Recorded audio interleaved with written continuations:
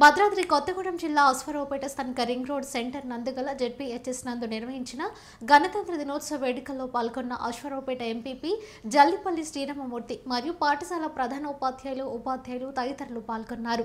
చంద్రబోస్ గారు, చిత్తరంజన్ దాస్, గాంధీ గారు, యోధ నేతలందరూ కూడా మాట్లాడుకుని 1947 ఆగస్టు 29వ తారీఖున 14 రోజుల తర్వాత ఈ యొక్క రాజ్యాంగాన్ని రచించాలి, మన యొక్క పరిపాలన మనం చేసుకోవాలి, బడుగు బలహీన వర్గాలకి పేదలకు అందరూ కూడా సమానమైన హక్కులు కావాలి, వెనకబడిన జాతులందరికీ కూడా అందరూ కూడా నిమ్మ జాతుల వాళ్ళకి కానీ అగ్రకులాలకు కానీ సమాన హక్కులు ఉండాలి, వాళ్ళందరూ కూడా సమాజంలో గౌరవంగా ఉండాలి, ఓటు హక్కు కల్పించాలని ఒక సదుద్దేశంతో రాజ్యాంగాన్ని రచించమని డాక్టర్ బిఆర్ అంబేద్కర్ గారికి ఈ యొక్క బోధ్ కార్యక్రమాన్ని అప్పగించడం జరిగింది.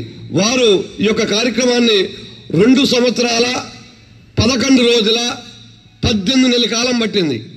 18 నెలల కాలం పట్టాక ఈ రాజ్యాంగ ముసాదాని తయారు చేసి లోక్సభలో 1949 నవంబర్ 16వ తారీఖున సమర్పించడం జరిగింది.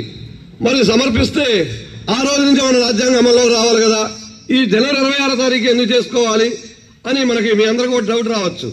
కరెక్టే, వాస్తవం కూడా ఆ రోజునే చేసుకోవాలి. కానీ దీనికి ఒక ప్రాముఖ్యత ఉంది. అసలు మనకి రిపబ్లిక్ డే అనేది 1930వ సంవత్సరం లాహోర్ అనే ఒక అంటే ఇవాళ పాకిస్తాన్ లో ఉంది. రావి అనే నది ప్రాంగణంలో జవహర్లాల్ నెహ్రూ గారు ఆయా ఈ జెండా ఎగరేసి మనకి పూర్తి స్వాతంత్రం కావాలి, మనల్ని మనమే పరిపాలించుకోవాలని ఒక అఖిల భారత కాంగ్రెస్ సంస్థ ఒక తీర్మానం చేసిందనమాట. అంతకుముందు ఏమన్నారంటే, సరే బ్రిటిష్ వాళ్ళ కింద మనం సామంతులుగా ఉండాలి, మన స్వాతంత్రం వచ్చినా కూడా వాళ్ళ యొక్క అధిపత్యంలో ఉండాలి అని తీర్మానం చేసిన సందర్భాల్లో అప్పుడే మనకి జలియన్ వాలాబాగ్ తెలిసే ఉంటుంది మీ అందరికి కూడా. అమృత్సర్ లో ఒక హింసాకాండ జరిగింది.